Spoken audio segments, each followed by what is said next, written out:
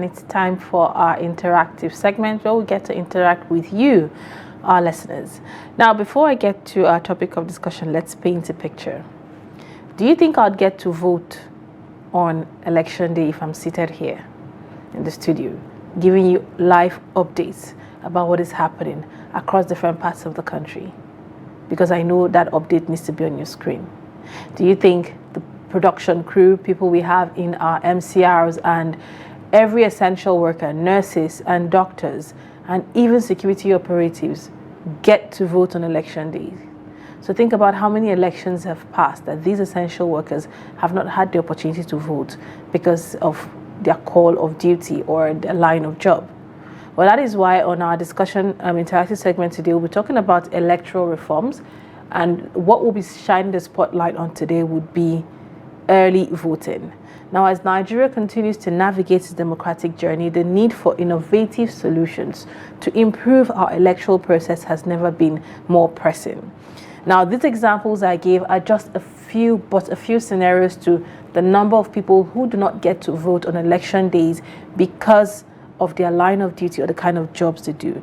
In light to that, the Independent National Electoral Commission's chairman, Professor Mahmood Yakubu, has been a vocal advocate for speedy electoral reforms, and he recently emphasized the importance between collaboration between INEC and lawmakers to finalize the legal framework for future election. The proposed reform aims to address challenges in election management, enhance technology usage, and strengthen local capacity.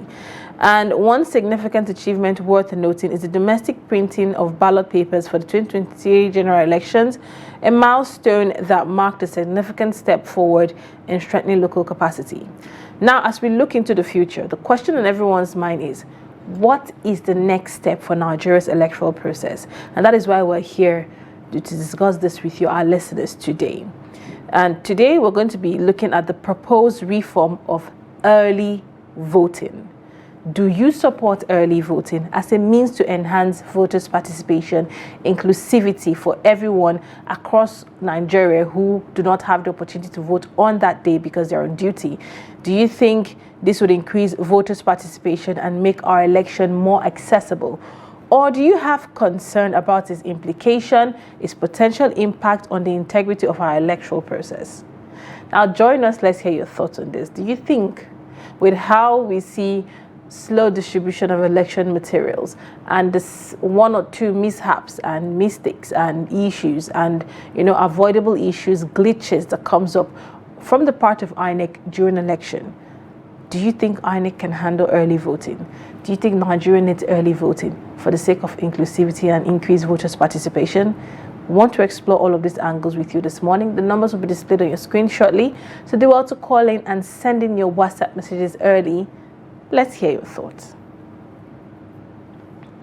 Well, with this particular issue about early voting and the lack thereof of a provision for those essential workers and those people that are working during those elections, according to reports, I believe there are around 1 million people that are unable to vote during the election. So I think that would impact the numbers that are gotten, aside from, the people that are working the polling units, aside from the journalists that are covering each and every ward, each and every aspect of the elections, aside from the essential workers, the nurses, the doctors, and all the other people that are involved in, the election process.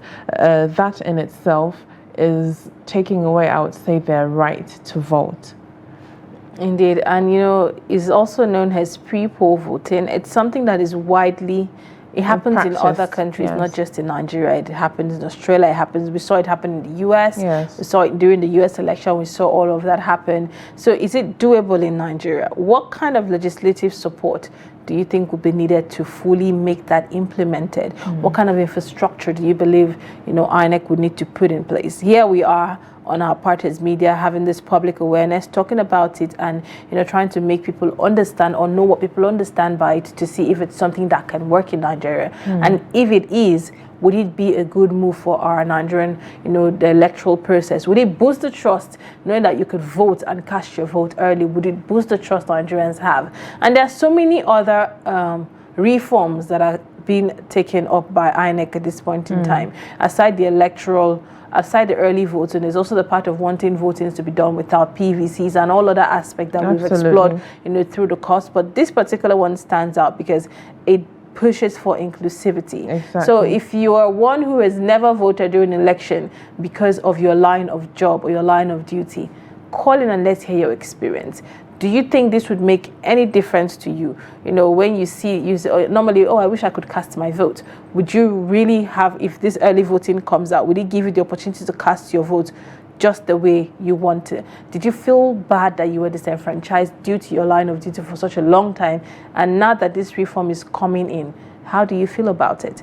Phone lines are open. The numbers should be on your screen right away. So while the numbers are popping up, put your thoughts together, send us messages on WhatsApp, and also call us so we'd hear your thoughts.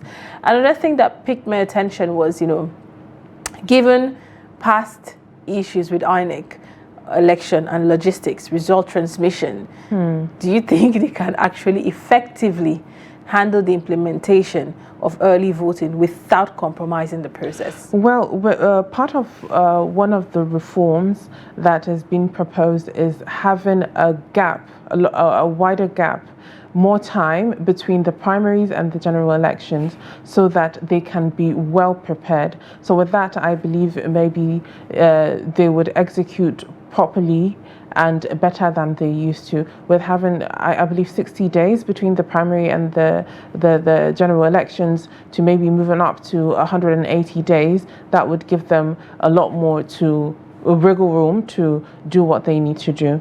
Now, one other important aspect of early voting that I believe Nigerians are throwing light on is the aspect of transparency. Exactly. Nigerians have always complained of our electoral process, how it's been shrouded by, it's dark, it's opaque, it's not transparent. We're not seeing what's going on there. People cannot ascertain. Hence, exactly. Yes, the Nigerians will be, the more you look, the less you see. Hence, you find statements like, our votes don't count.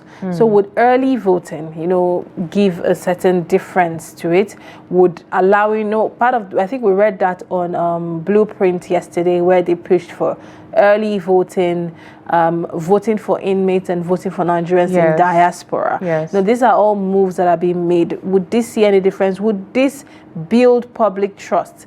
Do you think INEC can carry this out? I really want to see how INEC would pull this off. And I believe with the voting for those in diaspora, the voting that would probably happen technologically, maybe through electronically, I believe, would help those numbers coming as well. And voting without the PVC, with voting electronically, you could log in, you would have a specific, ID to log in and, vote. That will help as well.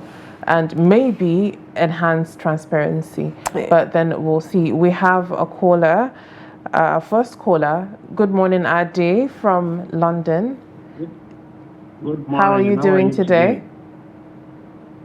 I'm okay. London is cold. That's my country, Nigeria.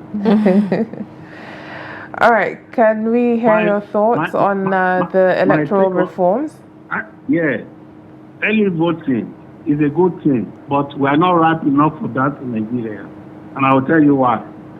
Okay. We do that here in UK. We call it postal voting, where you vote and you post your vote. So that they collect and count. Then in Nigeria, what we need in Nigeria is digital voting. Even at that, we are not ripe enough. Our reason is because of the energy. Because what I mean by energy is that the lighting. There are some people in some villages in Nigeria, there is no light. They can't charge their phone. They can't afford generator, and they want to vote. That's number one. Number two, postal voting, which we do here and they do in America.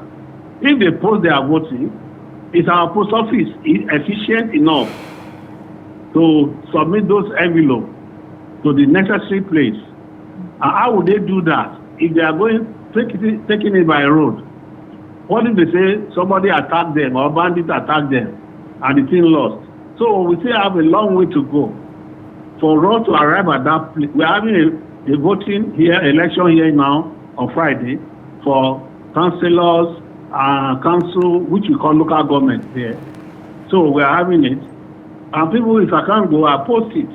But if I can go, I just go there and mark the paper. There's no polling agent, there's nothing. You only have two ladies sitting down. Just pick your thing, you go. So we'll still get to that level. But in Nigeria now, where sometimes they don't have lights, how would they do, how would they do it? They can't do it digitally. They post the votes. What is the assurance that post office are efficient to deliver it? So for me, for now, we are not ripe enough for that. That's my own view. God bless Nigeria. Good morning. Good morning. God bless Nigeria indeed. Ade has come from the point of view that we're not ripe enough for that and we're not ready enough for that. And, which is the same point for every time you get to experience election in Nigeria, you get to follow elections to the fullest. You still question, are we even ready for some of these reforms we're pushing for? Let's hear from Shetima. Good morning, Shetima. Thank you for joining us all the way from Maiduguri.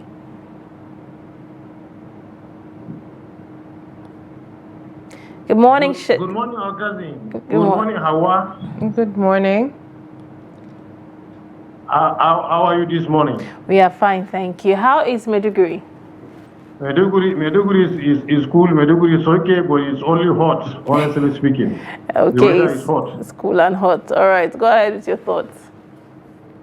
Well, honestly speaking, they have said everything.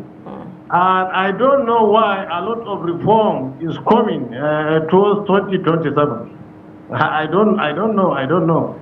Because all these things is happening all these years around. But nobody ever think about it. It is only when 2027 is approaching, they are thinking about all these reforms. You see, let us tell ourselves the truth. You see, the network, as Ade said, it is not everywhere, and we don't have facilities. Even you bring the facilities, you want to waste the government money, because the manpower, it is another thing. So the truth of the matter is they should allow us to run the way we are running, so that we should wait when the edge of the country reach, then all these reforms they will be coming gradually. Now to even reach this station, it is difficult. It is wahala. I'm in Maiduguri. I will make a several attempt before I get you people. So how do you expect that boat can go at a convenient time? So this they just want to bring confusion. They want to bring confusion. They want to look their way, the way they will succeed themselves. That's the only thing. It's not a genuine reform. It's a magu reform, wayo reform, which we cannot accept it. All these things, all essential workers, their work they are doing is as good as they are serving the country. So this is their own contribution. But by the time we reach that age, then they should be casting their vote. But now there is no room. All these reforms they are talking about, it will not yield any result, but rather it will create more confusion. They should allow us to maintain the status quo, please. Thank you so much. That's my contribution. Thank you so much, Shetima. He said we should maintain the status quo. Let's not forget that the status quo had lots of glitches in it, and one of the glitch in which INEC is now putting out as part of its reform is, clarity on result transmission methods. People complain that you're using the beavers and everything is going electronically. Why is there a manual clause coming into it? So INEC in all of this is seeking legal clarity on the use of manual versus electronic result transmission to enhance transparency. So maintaining the status quo, is it really what we need, or we need certain reforms in places that matters, just so Nigerians would see that there's an attempt to make it transparent? As you said, there are some certain areas that definitely wouldn't we wouldn't want to maintain the status quo, because there was a point where the ballot papers in themselves were not printed in the country. Yeah. So would we want to maintain that particular status quo, taking revenue out of the country to somewhere else? I think it was in the last year election where they moved that in, back to and we saw Nigeria, it, different. Yes, but now talking about it now is that maintaining the status quo.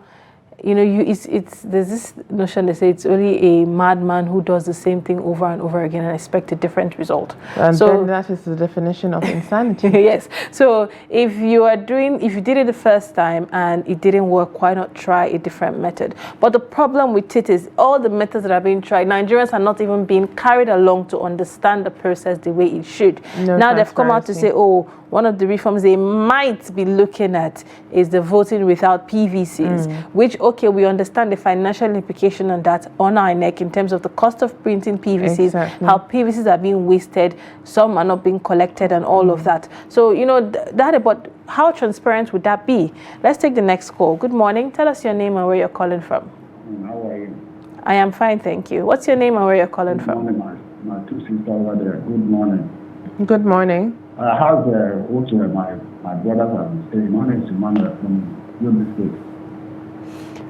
Good morning, Emmanuel. Go ahead with your thoughts. Yeah, thank you. I heard people are discussing, and telling you honestly speaking, the chairman of EMEC, he promised us many things 2025, and even for the promise. He think this one is going to do better. And my Bible told me here, Job chapter 14 verse 4, it says, who can do a clean thing from out of a clean? Who can do a clean thing? Is this a clean? That's my Bible says. How can I bring a clean thing? Because that's first of all, the 2023 support every one of us. This one can be able to help us to do the right thing. I believe that this man is supposed to do something that people will do, because all the problems we are passing through today, the people are just putting out this mess. It's going to have the election. It's saying the other one doesn't work. If this one can work, that's all I wanted to check of that thing. And another thing again, I wanted to talk here is that why our brother, because he mentioned about the reflecting from another party, that is what we see in Nigeria. It's not a new thing. Because when something is just do something and you know that it's not doing the right thing, the other thing to do is to go to another party. But remember that people for this very world, all the presidents and the vice presidents and the rest of them, after the get down, you cannot be able to remember even though they're so. So what people are doing just to do for their own personal interest, and the time will come where God will judge everyone of us. If you do better, it's better. If you don't do better, we face the judgment of God. We can be able to say here, but here is not our own. I believe that. All right, thank you very much for your thoughts. There are different opinions when it comes to these reforms. There's this particular opinion where the systems in Nigeria are not working properly for it to be able to carry out or execute the early voting, whereby earlier, as Adi said, that there are postal services, you post your vote. In Nigeria, do we have that particular system whereby it is efficient to be able to, execute that, where you can vote from anywhere in the country and you would post your vote and it will be taken and be included and counted as well? It might be lost in the process, in transit as well. That is one particular thing that people are really scared about, because as you said earlier, there is no transparency on the ways things are going, how things are being executed, and the processes it takes to get to the last point. I remember during the 2023 elections, I was live in the studio up until the results were announced, and we're getting footages from different parts of the country, and you would see people sit there and count their votes. Yes. With the electoral officers. They would sit there. There was a particular one that happened in Kubwa where they brought the generators, turned on generators and cooked food for the electoral officers to make sure that they were there and they all casted their votes in that word.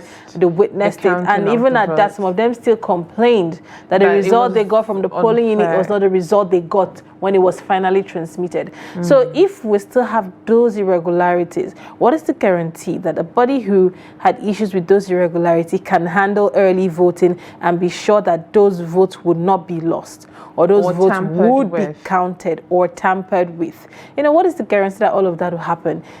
Is INEC ready enough, strong enough, ripe enough to handle that? Is the system organized enough to handle that? We see the whole drama with the beavers. Oh, it's not coming on. Oh, it's not seeing your thumbprint. Oh, it's going off. Oh, the battery is this. There's no network. The internet is this. So many stories. Results are not transmitting. We have to wait. Oh, let's do data for you. A lot played out during the election. So absolutely. With these reforms, do they think they can handle that, including the people in diaspora voting and inmates voting and wanting to do voting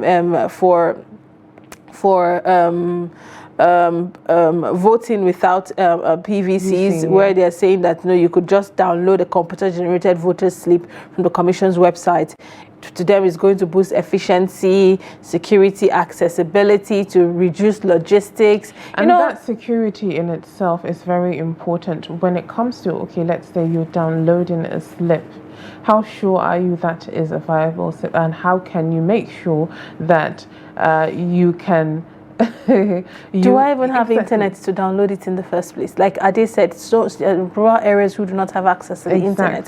So what's the guarantee? Okay, fine, come. Electricity, there's a lot to put in it. So at this point, to our listeners out there who are watching, call in and join in on the show. INEC is talking about early voting. Do you support early voting? Do you think it can happen in Nigeria? With how INEC is going, do you think it's something they can handle? Do you think that electoral reform, this one they're pushing for, is something that can be handled? And you know, what reform would you want to see the INEC really carry out? You know, what is that one thing you want INEC to do differently from previous elections? If early voting and, you know, enhancing of the beavers, transmission of results are not enough for you as a Nigerian, what is that one reform you think would make the electoral process different, that would make you trust the process differently and make it transparent? Let's hear your thoughts. Do want to send in messages on WhatsApp. Keep them coming in, so we'll take them before we wrap up the show. The earlier, the better, so we could have the opportunity to take up, you know, all the messages that come in. Also, keep the calls coming in as well. Let's hear your thoughts and your actions. And like I said earlier, if you are, you know, for me, I know that for as long as I can remember, I've always been in the studio talking about elections. Absolutely. I have my voter's card, but I am in the studio talking about elections. I'm not even on the field. So this would be, or I would say, is going to be a very positive benefit for me as a journalist, but to other essential workers out there. If this gets to happen and I get to pull this through, would this see any difference? Would you really, really go and cast your vote and feel like a Nigerian who exercised one of their civic duties and responsibilities? We'd love to hear that thought from you right here on the show as well. So the phone lines are open, and then let's hear your thoughts. What are your concerns about, you know, the possibility of it leading to electoral malpractice, given the fact that they always complain about logistic issues? Let's take the next call. Good morning. Tell us your name and where you're calling from. This is one of the issues we're talking about, the network issue. Good morning. Tell us your name and where you're calling from.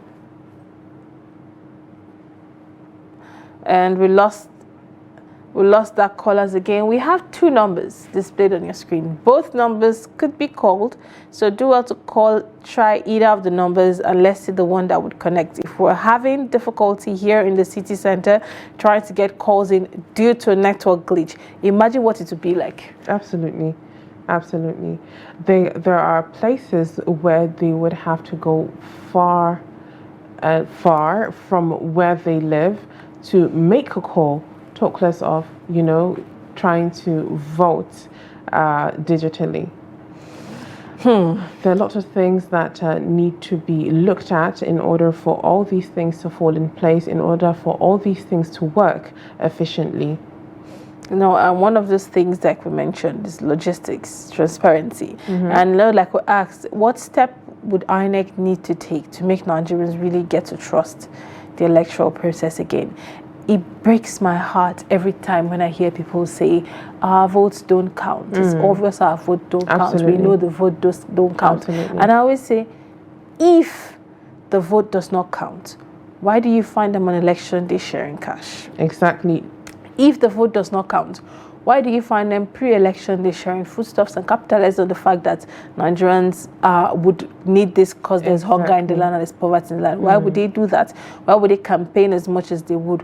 Why would they go that length to see that try and draw each and everyone? So in as much as they are buying votes, there are those that they are buying, there are those that they've convinced with their ways at which they are doing it. They are buying PVCs. Why would they go that length if the votes don't count? So we have to understand that, yes, our votes count, and cast it when it is necessary. We have a caller on the line. Hello, good morning. Good morning, Lilian. It's Shetima Kodima back again. Thank you, Shetima. Welcome back again. Thank you. You see, Lilian, the truth of the matter is this early voting. When our fear also goes on, how can we save that vote, and how that vote can be safeguarded to the time that we will use them to put them into consideration. Who do you think we will trust to handle that vote? Because INEC lost the credibility of the trust in the eyes of Nigerians. This is fact. This is a fact. It's remain valid. Because we see the way dollars have been dropped on their table on the day of the voting. This is clear. Everybody knows in Nigeria. So how can you trust such a person? You see, and also the issue of light, as Ade rightly pointed out. Our light can go at any time. It's just like our neighbor have a sleeping sickness that can trip up at any time. And this system, by mere tampering, you can lose what has been recorded in. And sometimes, if the person to handle that machine is not expert, he can press a button to wipe out all the voting. So there is a lot of implications. The issue is, let us wait for our time. We should not be polo for that white man's agenda. Let us be, look, Lilian, they spend so many years doing these things. Look at our atmosphere. There is no adequate network. In the city, you cannot communicate somebody from another city, talk less of somebody in the place. This is the things that we'll consider. That is the reason why I say let us maintain our status quo until when we have reached that level, so that we can do whatever we want to do. Indeed. So we should consider all these things. And we don't know whether they have a hidden agenda. That is why they are bringing all these things. But if at all they want to, they just want to see us doing a credible election, let them allow us to do what is right.